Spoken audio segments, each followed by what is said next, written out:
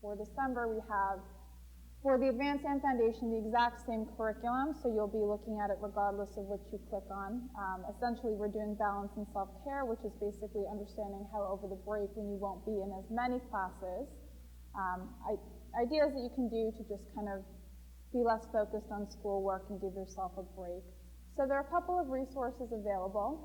We do have a TED Talk about making work-life balance work, which tends to be a theme in the School of Social Work, because you are in field placements 15 to 21 hours a week, which is incredibly long and a very unique requirement for a lot of graduate schools. So there is just a general talk about how to carve out for yourself what work-life balance means, because none of you work from 9 to 5. You're up from the beginning of the morning until all the way late at night doing your schoolwork. So we're trying to kind of make it a little bit more modern to fit into your particular needs.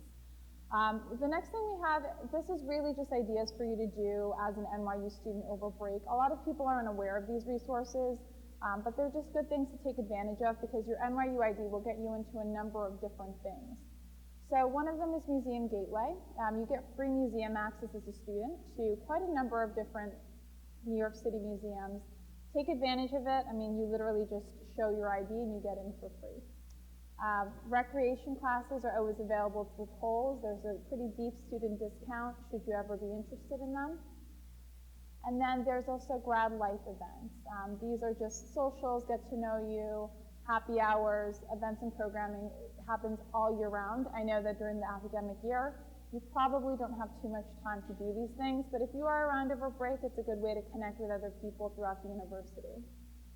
And then finally, there are always counseling center resources. In addition to all of the counselors on staff, the NYU Counseling Center, which is the wellness center, they have a number of different programs and training courses, as well as general stop in and get information or get some type of biofeedback information. So you can take advantage of these.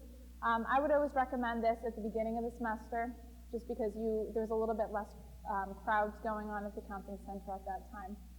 And then the final thing is the Mindfulness Project. So this is NYU's center. It's a part of the Center for Spiritual Life, and they have a number of free activities. They have free yoga and meditation.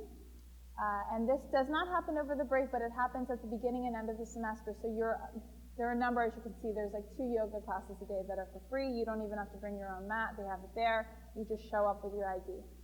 So if you're interested in that, I think the next week is the last week for this semester, but they offer it year-round, including in the summer. So if you're here, that's a great resource. They also have free meditation classes, and then they have chaplains available as well as events and programming that are pretty cool. So if you're interested in mindfulness and social work, this is a great resource for you to explore beyond the courses.